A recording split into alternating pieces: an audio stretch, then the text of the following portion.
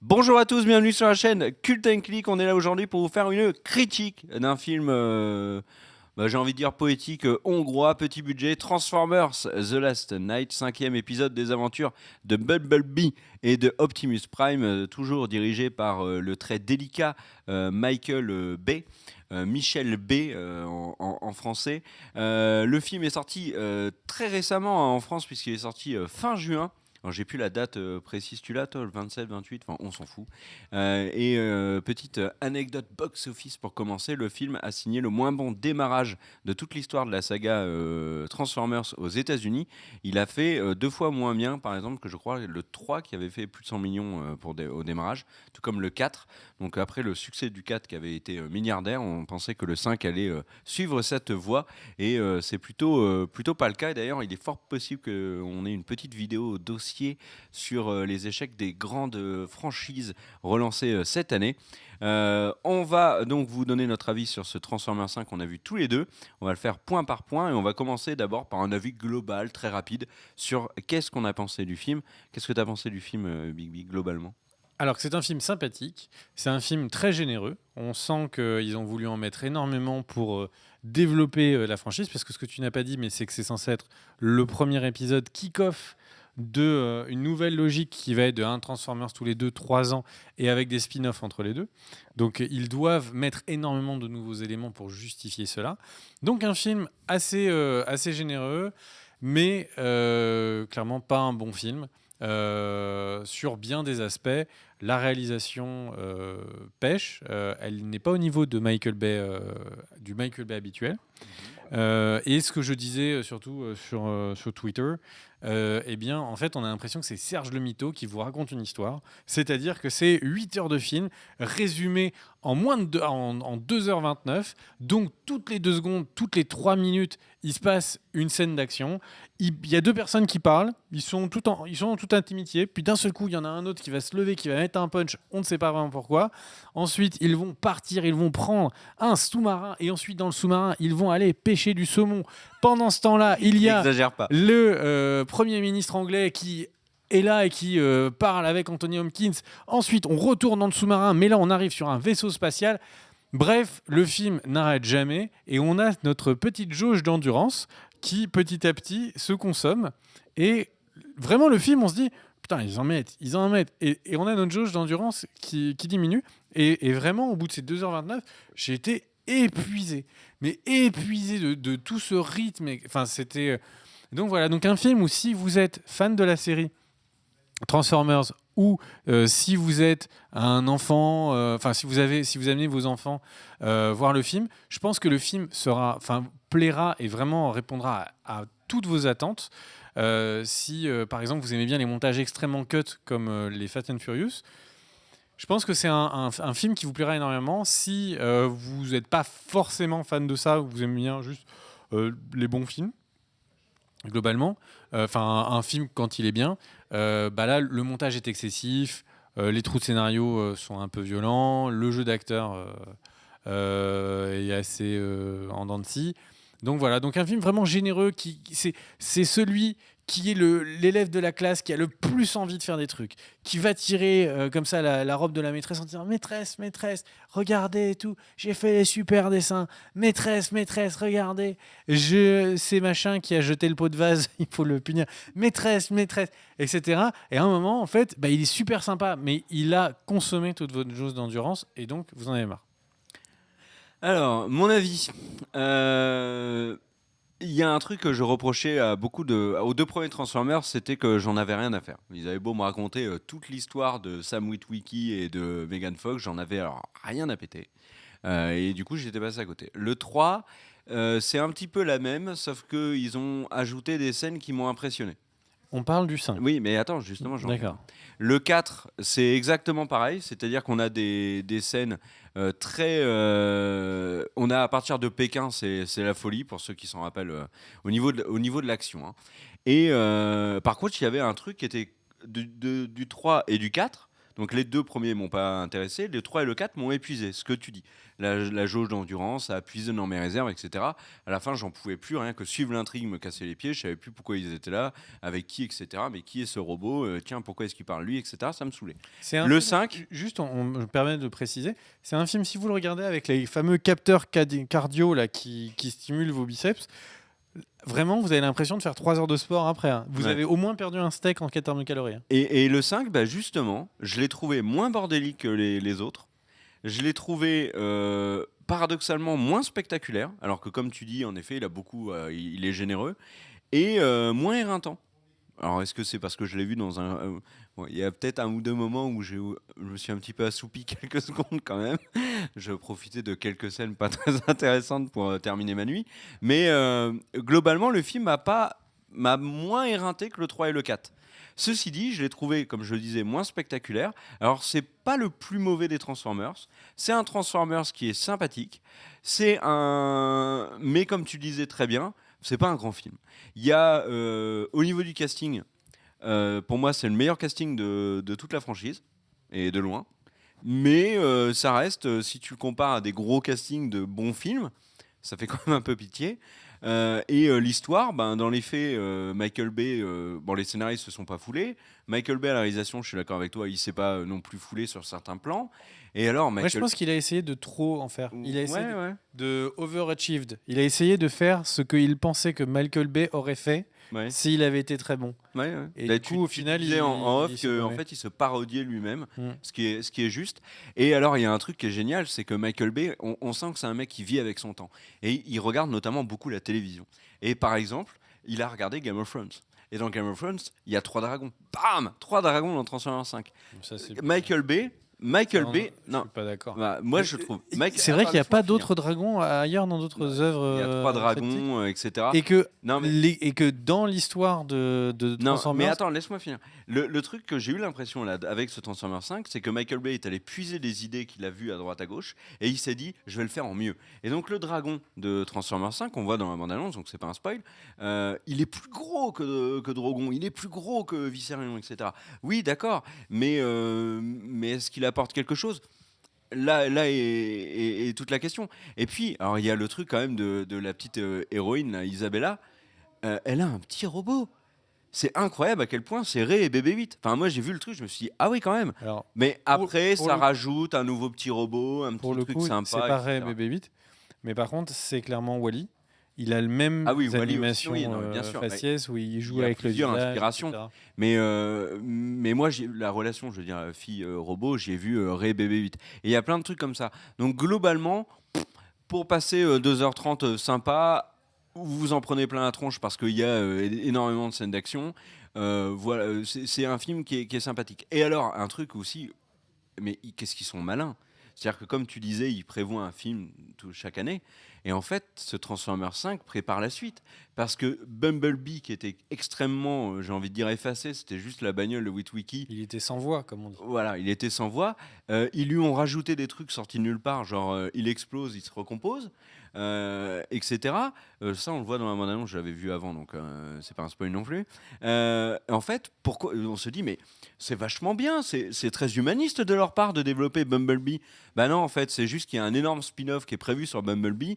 Donc ils ont développé son histoire, ils ont développé ses capacités, ils nous ont donné des scènes ultra stylées parce que les 2 scènes qui m'ont marqué dans le film, c'est Bumblebee. Et voilà. Donc ils ont pris des trucs du 4 qu'ils ont laissé dans le 5, mais qu'ils les développent, ils les développent plus vraiment. Ils sont là en décor. Enfin, voilà. Puis ils rajoutent, comme tu disais, ils ajoutent des nouveaux robots, ils ajoutent des nouveaux personnages parce qu'ils vont les utiliser après. C'est pas une mauvaise idée, mais voilà, on sent que c'est vraiment un produit qui est là. Il voulait juste 2 choses, Michael Bay. Il voulait mon pognon, ce que je lui ai donné pour aller voir le film, et il voulait juste que je sois sympa et que je lui donne mon pognon pour les prochains.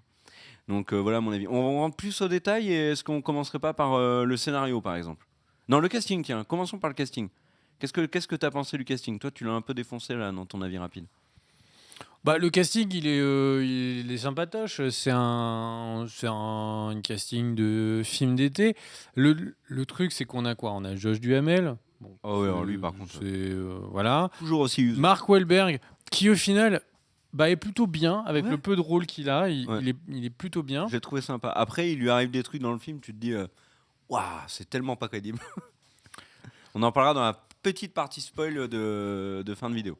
On vous préviendra. Bon, il y a Laura Haddock qui est Haddock Divine. qui joue plutôt vraiment bien son rôle de Moi, je l'ai vraiment trouvée très belle et je trouve que vu que c'est le personnage qui est là pour être joli, comme l'était Megan Fox ou Rosie non, Nicolas je Pett, trouve que je la là trouve plus réussie. Et avec un là, côté là, humour c'est qui est beaucoup vraiment plus réussi. que ça, parce que Megan Fox c'était des ralentis sur le fait qu'elle dézippait sa combinaison pour monter sur la moto. Là, pour le coup, ils lui ont donné du bagage. C'est une intellectuelle. Enfin, elle est censée être pas du tout qu'une. Oui. T'as raison, il y a un ralenti où elle dézippe sa combinaison quand elle est en moto. Est-ce que c'est un clin d'œil de Tortue Ninja ou le fait c'est que dans le premier Tortue Ninja, elle est au ralenti, elle enlève son casque de moto? Ça m'étonnerait pas que ce soit un clin d'œil. On va se Ouais, on concentrer se sur concentre sur le Transformers. Et du coup, le truc, c'est que après, il y a Anthony Hopkins. Et Anthony Hopkins, moi, je me pose des questions quant aux impôts aux États-Unis. Parce que le truc, c'est que cet homme doit avoir gagné une certaine somme d'argent au cours de sa vie. Est-ce qu'il dépense énormément aux courses? Est-ce qu'il dépense énormément sur des jeux d'argent? Est-ce qu'il a, comme ça, est-ce qu'à chaque fois qu'il a $1, il le sniffe en cocaïne? Je ne sais pas, mais qu'est-ce qu'il va foutre dans Transformers? T'as pas aimé Il son a un rôle, on en parlera dans la partie spoil, quand il a lu le scénar. Si, il a lu le scénar. Comment il a pu accepter? rôle? Parce qu'il est drôle dans le film. Mais c'est pas Moi, possible. moi alors, autant il y a des normes, il y a des trucs incompréhensibles sur Je ne peux Hopkins pas dans le film. parler d'Anthony Hopkins sans spoiler, donc je vais résumer mon avis. Il a un rôle qui est le plus incohérent, qui est le plus bizarre, le moins constant. Anthony Hopkins est vraiment une espèce de caution au film, mais il n'y a pas des milliers de trucs, mais ils auraient supprimé des scènes. C'est rare qu'on dise ça, mais souvent on dit qu'ils auraient dû développer le personnage. Ils auraient supprimé des scènes, le personnage aurait été beaucoup, beaucoup, beaucoup plus réussi. Oui, mais alors, tu parlais, moi je vais revenir sur Laura Haddock et Anthony Hopkins parce qu'ils se rejoignent sur un point, c'est que les deux sont marrants. Ils jouent des Anglais, voilà. Laura Haddock, je trouve que c'est un vrai plus. Alors déjà, moi je l'ai trouvée très belle et il savait Michael Bay la mettre en avant. Laura Haddock, c'est qui? C'est la maman de Star-Lord dans Les Gardiens de la Galaxie. Mais elle est aussi très drôle. La relation qu'elle a avec Mark Wahlberg fonctionne très bien. On se fait aucune illusion sur comment ça va se développer. Et merci Michael Bay, puisqu'on n'a même pas. Lui, à ton anniversaire, tu peux être sûr qu'il te prépare aucune surprise. Tu peux être certain, t'as pas de fête d'anniv avec Michael Bay. Il te prépare, tout est prévisible. Donc avec Laura Haddock, c'était prévisible, mais elle était marrante. Certaines scènes. Et Anthony Hopkins, moi, c'était la surprise. Parce que quand je le vois apparaître dans le film, je me dis, tiens, le Dr. Ford de Westworld. Je me suis dit, c'est le même rôle.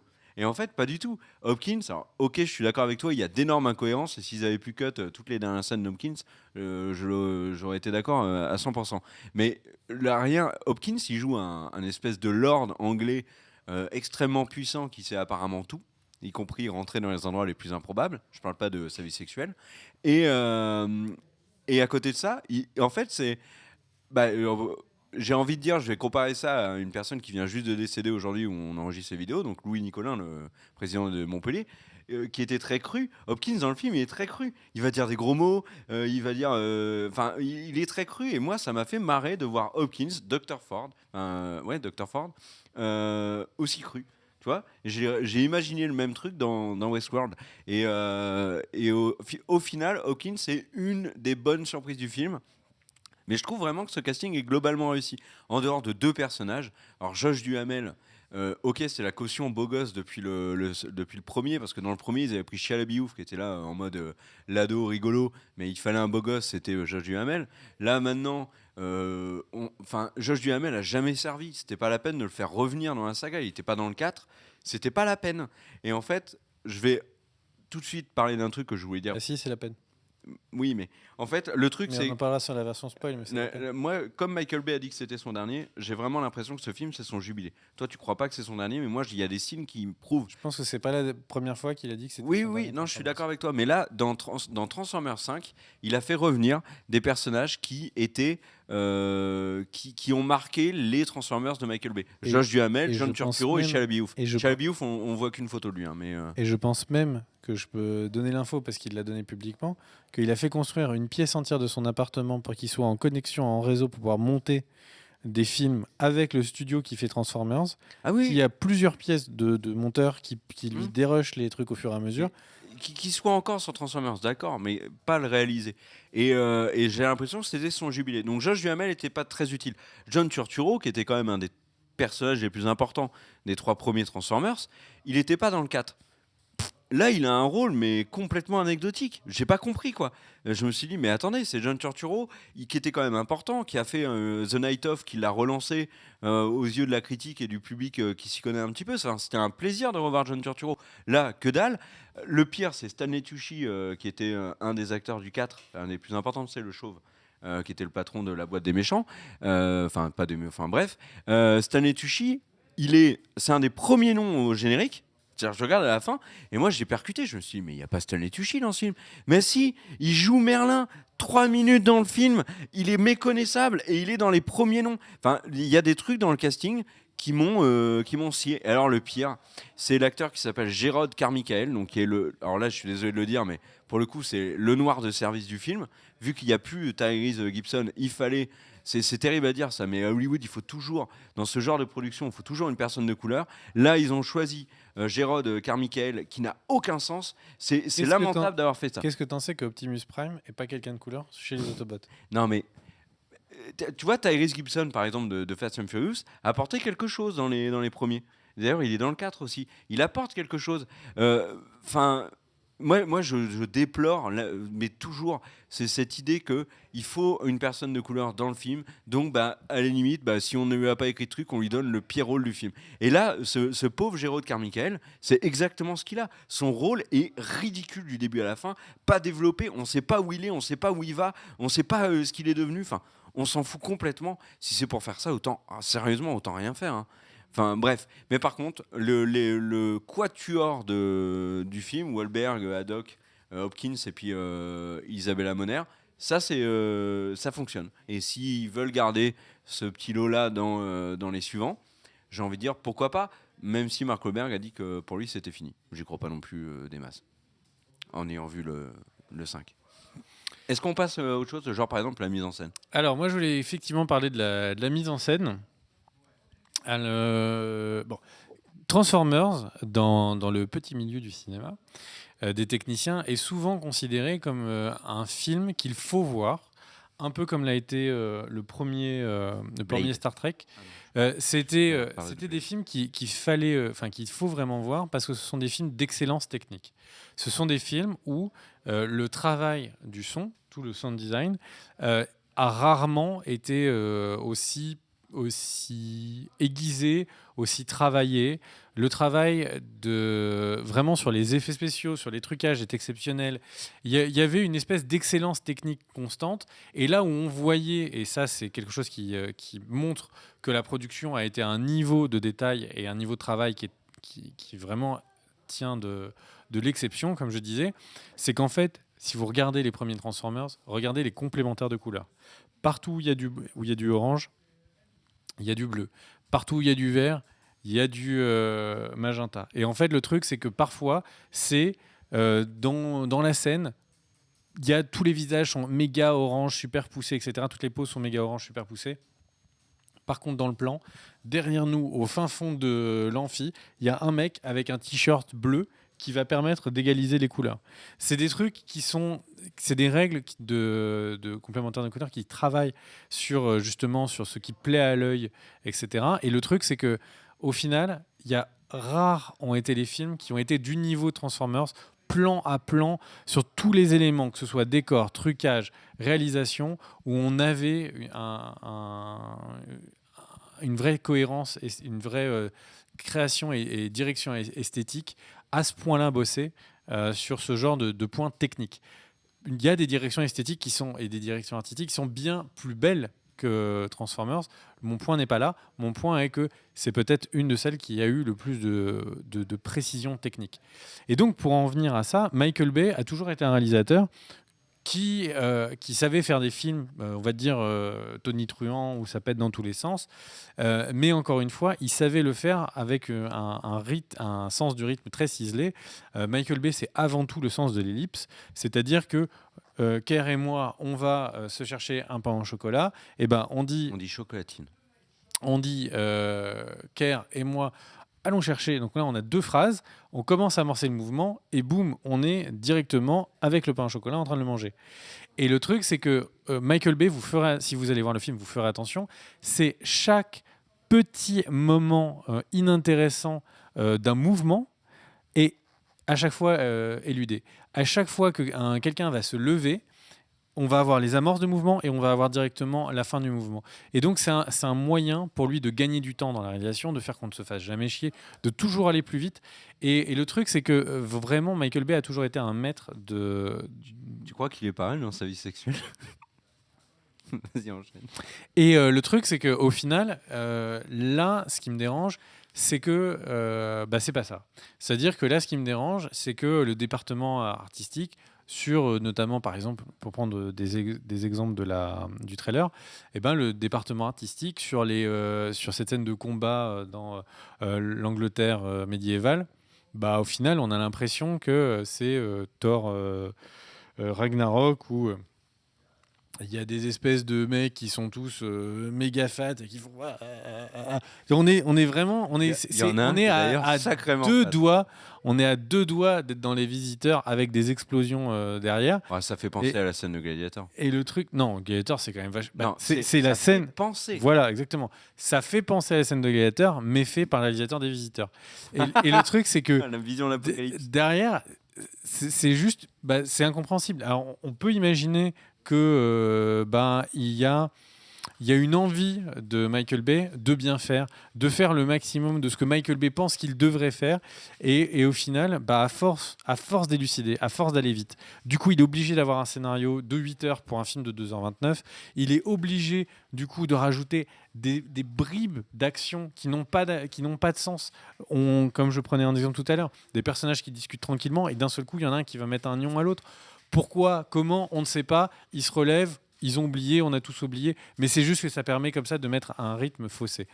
Donc, moi, globalement, je trouve que Michael Bay, là, il est sur la pente descendante. Alors, c'est le genre de truc qu'on arrêtera de dire dès qu'il refera un film mieux réussi techniquement. Mais là, on sent le gars qui n'est plus dans la maîtrise qu'il avait sur les précédents. Et donc voilà, alors, encore une fois, pour les puristes du cinéma, je ne suis pas en train de dire que le film est une œuvre d'art, etc. Je suis en train de parler de pure précision technique. Il faut faire la différence.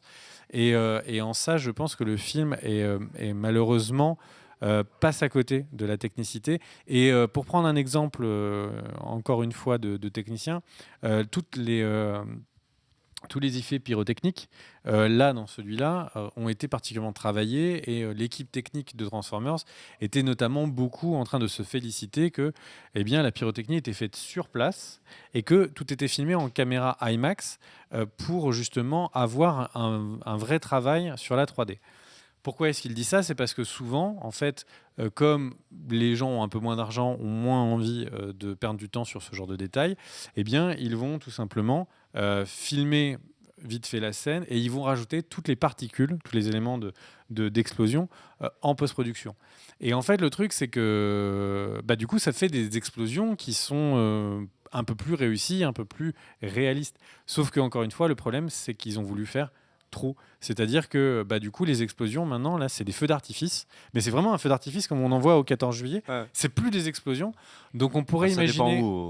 On pourrait imaginer que c'est un travail... Dans les petits villages, c'est quand même moins stylé que Transformers. Donc, on pourrait imaginer que c'est un travail pour, en fait, dédramatiser la violence et pour que ce soit festif pour un jeune enfant qui irait voir le film. Je pense qu'ils ont ce genre de niveau et ils seraient capables d'avoir ce genre de réflexion. Le problème, c'est que, encore une fois, on a du coup les caméras IMAX, si vous allez le voir en IMAX, donc prennent tout l'écran. Sauf que quand il ne filme plus en IMAX, eh bien là, on est de nouveau sur un format 16/9. Et là, du coup, on est un spectateur. On voit une scène où d'un seul coup, on a tout l'écran qui est couvert, puis on a des barres noires qui apparaissent. Puis on a tout l'écran, puis des barres noires. En fait, ce problème, peut-être que pour vous, c'est pas grand-chose, sauf qu'en fait, c'est quelque chose qui est très souvent utilisé au cinéma, ce genre d'écriture, pour donc en fait, de réduire le format, de le mettre un peu plus panoramique, mettre des barres noires. En fait, ça crée quoi? Ça crée tout simplement la sensation d'oppression. Parce qu'en fait, notre champ de vision perd de l'espace. Dans quel genre de film c'était utilisé? C'était par exemple utilisé dans les films comme Bury, c'est-à-dire des films où on est enfermé. C'était utilisé dans quel film? C'était utilisé dans Kill Bill, où on est sur la scène où en fait on a Uma Thurman qui est piégée, ses parents vont se faire attaquer, elle passe sous lit et du coup petit à petit on change de format. Où je crois qu'elle est, je me souviens qu'elle est, elle est enfermée dans un cercueil. Deux, ouais. Encore une fois, vous verrez, d'un seul coup, on passe à une section suivante. Donc au final, est-ce qu'il a raison de vouloir essayer d'utiliser caméra IMAX autant qu'il peut? Bah oui, bien sûr, il a raison. C'est chouette, c'est vraiment chouette d'avoir des caméras IMAX. Sauf que le problème, c'est qu'il veut tellement mettre ces petits plans qui ont été sympas pour aller couvrir les petites explosions, etc., qu'au final, il crée un effet malaisant pour le spectateur qui, un coup sur l'autre, a l'impression de voir du grand spectacle, a cette impression de se faire un petit peu broyer par l'image. C'est des points techniques qui, à mon avis, que 90% des spectateurs ne verront pas, mais ce sont des points techniques qui montrent en fait ce que veut faire Michael Bay, c'est-à-dire qu'il veut à tout prix en faire le maximum, mais que dans ce chemin-là, eh bien, il y a un vrai défaut par excès. Ok. Est-ce qu'on peut passer tout de suite à la partie spoil, comme ça on met le scénar Mais tu voulais ensemble? dire quoi, Non, du coup, moi, sur- non, là sur, moi je bois tes paroles. Donc moi je vais passer sur la partie spoil. Donc du coup, si vous n'avez pas vu le film, eh ben c'est le moment d'arrêter. On vous salue, on vous fait des bisous dans le cou, des bisous partout. Et ceux qui ont vu le film, restez. Transformers, donc The Last Night, la partie spoil, très rapidement, parce qu'on va pas revenir, on va surtout pas théoriser sur. Il y a quelques incohérences moi que j'ai vues. Alors il y en a beaucoup quand même.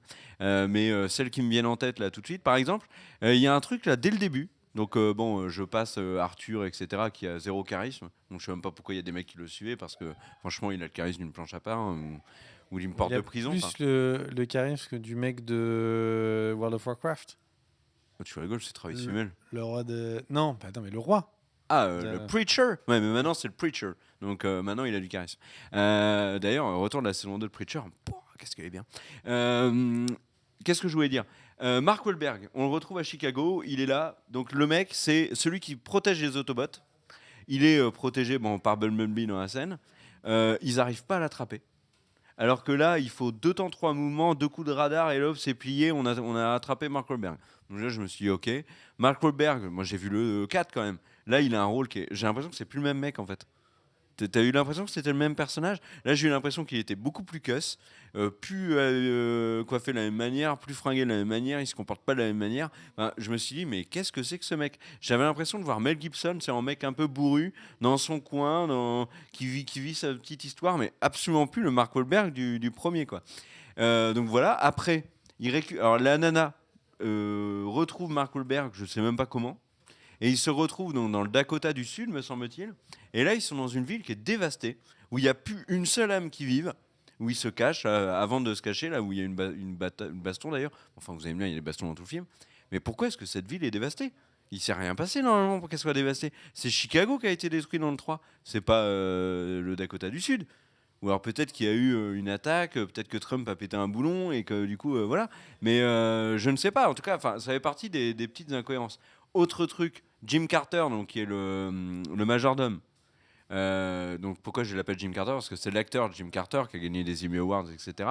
Qui est en fait son personnage là dans le film. C'est exactement le même personnage qu'il a dans la série Downton Abbey. Donc voilà. Et alors ce personnage-là, il a une force incroyable. Il prend le doigt d'un Autobot, il lui plie, l'Autobot il pleure, il appelle sa mère en fax, etc. Et après, dans la suite du film, on a complètement zappé que le mec il avait une force incroyable. On ne sait pas d'où elle sort d'ailleurs. Et il l'utilise plus du tout. Donc quand il y a la baston finale où le majordome pourrait faire des trucs de teubé en mode Yamakasi, prendre Megatron, l'enfoncer dans les fesses de la créatrice de la vie de je ne sais quoi, il fait rien du tout.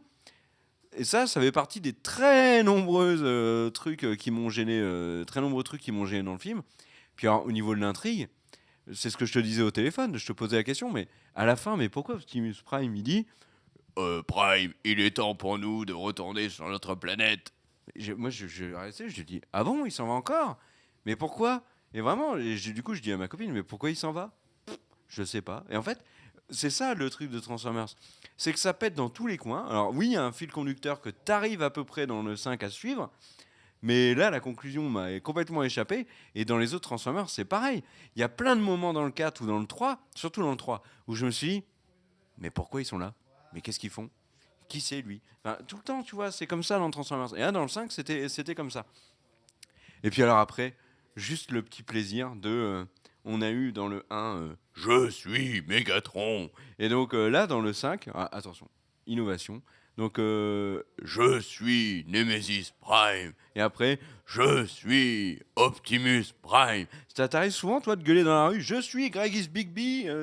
Ben, bon, bref, ça m'a gavé. C'était un détail, mais voilà, au niveau du scénar et des incohérences, il y en avait plein. Et j'ai envie de dire, on s'en fout. Parce que de toute façon, Transformers pourrait nous raconter n'importe quoi. Bah, dans les faits, ça ne nous intéresserait pas plus que ça. La seule force du film, et c'est là-dessus que je vais conclure mon propos sur la critique et sur le film, c'est que la seule force alors, il y en a deux, il y a Laura Haddock bien évidemment, mais la vraie force de Transformers, c'est que bah, t'es juste là pour t'en prendre plein la tronche avec des explosions, des scènes super stylées. Bumblebee, les 2 scènes où il se bat à la fin, et je crois la première fois qu'il se bat à Chicago, c'est super stylé. Mais voilà, j'ai pas eu tu vois, de scènes qui m'ont mis sur le cul comme dans le 4 par exemple avec les Dinobots, etc. Donc voilà, c'était à toi. Toi, parle-nous un peu d'Anthony Hopkins. C'est gratiné. Alors, le truc, ouais, moi je vais faire super vite. Le truc, c'est que le premier point, bon, Mark Wahlberg, c'est obligé qu'il soit dans la suite. Le film s'appelle The Last Night et c'est lui The Last Night. Ah oui, mais ça tient pas une seconde la route. Mais donc, du coup, pourquoi est-ce qu'il serait pas dans les suivants? Enfin, ça n'a pas de sens. J'ai une question. Est-ce que tu te rappelles du samouraï? Le samouraï, tu t'en rappelles? Non. Du 4. Tu sais, il y a un samouraï vert, un Autobot samouraï vert. Il est plus là. Il y a. Where is he? In the kitchen. With Brian? Donc, on passe super vite. Anthony Hopkins, mais why the fuck est-ce qu'il va voir le Premier ministre anglais? Est-ce que c'était pour lui mettre la pression et lui dire qu'il ne faut pas faire le Brexit? Sosie de David Cameron, d'ailleurs. T'as remarqué à quel point il ressemble à David Cameron? Ça n'a pas de sens. Couper cette scène, couper la scène où il meurt. Mais elle est rigolote. Mais on met pas des scènes dans un film qui n'ont aucun rapport juste parce qu'elles sont rigolotes. Il dit au Premier ministre David Cameron, parce que c'est vraiment sans sosie, j'ai trouvé, ça m'a choqué. Il dit mais taisez-vous. Mais maintenant, c'est moi qui parle. Je suis Sir Anthony Hopkins, Robert Ford de Westworld. Et je dis fuck. Donc maintenant, tu te tais. Ben, ça, c'était drôle. Mais en effet, je suis d'accord avec toi. La scène n'a aucun intérêt. On ne sait pas pourquoi il va le voir. Peut-être qu'il avait envie de prendre des nouvelles de Downton Street. Mais vraiment, le truc, c'est que le mec, il est quand même. Enfin, c'est quand je parlais de Serge Le Mito, on est dans le sous-marin. Il y a le majordome qui est en train de pêcher du saumon, enfin du thon. Oui, c'est vrai. Pendant ce temps-là, il y a Anthony Hopkins qui se fait refouler à la porte du Premier ministre, mais pas de problème. Je connais un chemin par derrière. Et il arrive et il dit attention, j'ai une montre. C'est la montre qui a tué Hitler. Non mais. Vous déconnez. Là, alors j'ai compris que cette montre, vous allez nous la montrer dans le reboot de Bumblebee avec sur la Deuxième Guerre mondiale. Mais non, pas notre gueule. Apparemment, le reboot de Bumblebee, c'est bien avant. C'est le quelques siècles avant. Alors, moi, je pense qu'on va avoir quand même des plans. Oui. Et donc, oui. Mais pourquoi est-ce qu'Anthony Hopkins va au Stone Age? Mais pourquoi est-ce qu'il va là-bas où il se retrouve tout seul, caché avec tous les Decepticons? Et là, il fait je pense que j'ai une idée géniale. Je vais lui tirer 2 coups de pétard mouillé. Il se fait dézinguer. Et là, t'as le majordome qui fait vous étiez vraiment le plus cool. Bon, casse-toi, on n'a pas les moyens de te payer pour le 3. Enfin, pour la suite. mais what the fuck? Mais c'est complètement what the fuck, ça. Ah oui, donc, j'ai un autre truc aussi qui m'a choqué. Il faut que j'en parle après. Et pour terminer, notre ami Optimus Prime, il arrive sur Cybertron. J'ai cru que t'allais dire Megatub. Et il arrive dans Cybertron, Megatough. Et donc, le truc, c'est qu'il arrive là-bas. Et bon, bah, c'est une intelligence artificielle. Du coup, son maker le réécrit et il devient Nemesis Optimus Prime. Donc, son créateur a la capacité de le reprogrammer. Bon, ok. Pourquoi il le fait pas une deuxième fois d'ailleurs? Bah, c'est ça. En fait, du Mais coup, parce qu'à il la- repart tout seul. Mais parce que Bumblebee parle.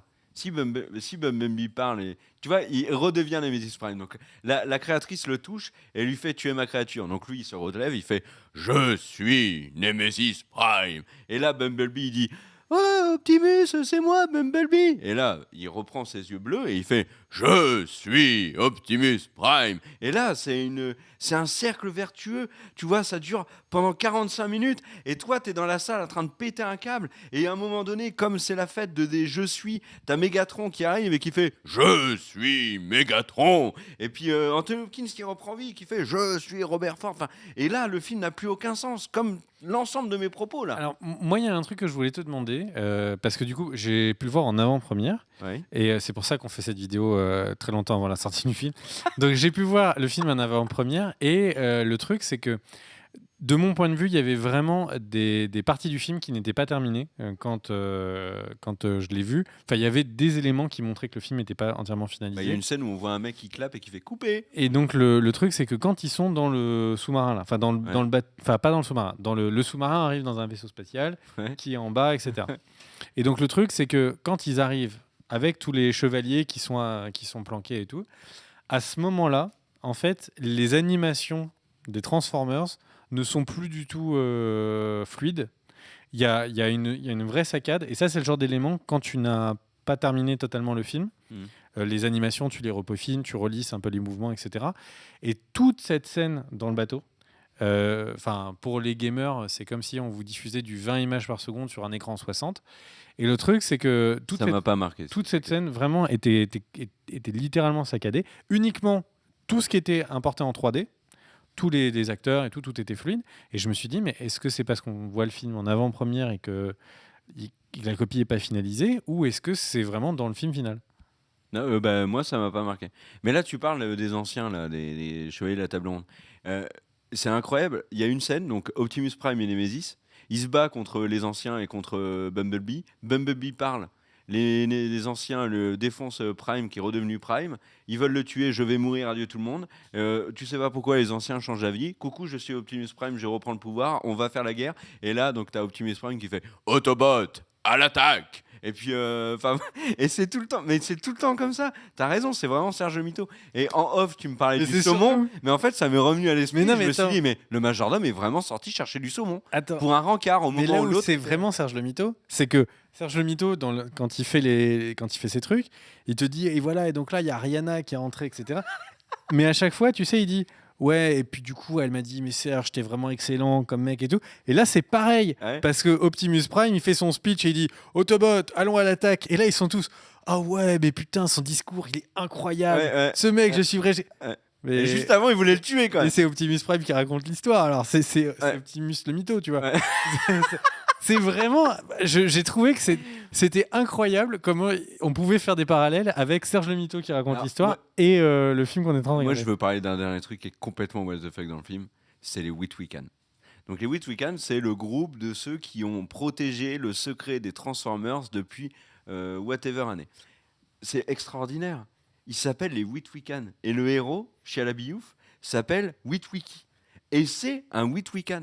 Est-ce qu'à un moment donné, ils ont décidé de se foutre de notre gueule? À quel moment ils se sont dit, tiens, les spectateurs qui sont là assis dans leur siège et qui ont payé 25 € la place pour avoir un peu de popcorn assis et des lunettes 3D dégueulasses qu'ils vont oublier de toute façon et qui vont partir à la poubelle, à quel moment ils se sont dit, mais on va se payer leur tronche? Les Witwican, sérieux? Alors que le héros s'appelle Witwiki. Non mais what the fuck? Mais vraiment? Et tu es constat. Ah non, c'est le. Je me suis dit, c'est encore ton téléphone. Mais Mais ça t'a pas choqué ça? Et en plus c'est perturbant parce que tu vois nous on est là en train de regarder un film débile donc si tu nous Non, donnes- mais si tu nous donnes souviens-toi. trop d'infos là Witwiki tu dis mais attends c'est un ordre qui a été créé par Sam Witwicky du 1 qui en fait a Non. créé cet ordre là Bah, t'as pour loupé. pouvoir Mais reséduire non, Megan Fox t'as loupé le pour truc. qu'elle puisse remonter sur sa moto au ralenti. Je ne comprends plus ce qui se passe. Mais non en fait c'est pas C'est ça. juste qu'en fait, c'est Witwicky qui va remonter dans le temps. Dans une dizaine de films. T'imagines, c'est une connerie comme ça. Non, mais ça serait énorme. T'imagines, Et Bumblebee voyage dans le temps et il l'appelle les Witwican pour. Et alors là, en fait, je me rends compte, j'allais dire le truc que j'ai encore plus détesté dans le film, et là, je vous ai sorti à la fin de Fast and Furious 8. Donc, en fait, je suis en train de me mélanger de films Attends, dans la critique. mais le truc, c'est que quand il y a cette scène, genre, il y a les Witwican, Ouais, il te montre Tout le monde. l'intégralité ouais. du Gotha de la science. Et tu sais, Ouais. si vous isolez cette scène, vous avez à peu près tous les êtres humains qui ont Il compté y a Michael sur Jordan. les 20 derniers siècles. Il y a Michael Jordan. Bah, Non, non, je déconne, je sais pas. mais, non, mais c'est vrai, et il en manque personne. Et en plus, à la fin, je me suis dit, en voyant la scène, moi, je me suis clairement dit, ah oui, ils vont terminer, il y a Shia LaBeouf. Bah oui, bingo, il y avait Shia LaBeouf qui était là, mal coiffé et tout. Tu te dis, non, mais en plus, il s'appelle Witwicky. Bon, bah, bref. Est-ce qu'on arrête la vidéo ici? Oui, hein. Il est temps d'arrêter ce carnage. Oui, et merci à tous d'avoir suivi cette longue critique de Transformers 5. On avait dit 20 minutes, on a au moins fait le double. Et Moi, je voulais juste dire merci à Danielle, qui est la réalisatrice des émissions, parce que du coup, elle n'avait pas vu Transformers. Du coup, elle a on eu l'a méga un spoil. petit peu de spoil. On a essayé de pas aller trop loin. Mais c'est quoi la série qu'elle avait pas vue et qu'on lui a spoil, mais un truc de ouf, alors qu'elle voulait à tout prix le voir? Ou peut-être un film. Alors je ne sais plus, c'est Je crois que c'était Game of Thrones où tu voulais pas savoir la suite, et puis du coup, on a fait la vidéo spoil où on a annoncé la mort de. Oui, oui. Non, mais non, c'est Star Wars. C'est Rogue One. C'est Rogue One et Star Wars 7. Non, Star Wars 7, elle n'était pas là. C'est Rogue One. Bon, bref, on s'en fout. Ouais. Et merci à tous. N'hésitez pas à nous suivre sur Twitter, Facebook et Instagram. On vient de le créer. C'est Cult & Click pour les trois. C'est formidable. N'hésitez pas à mettre un pouce vers le haut. N'hésitez pas à balancer un commentaire aussi.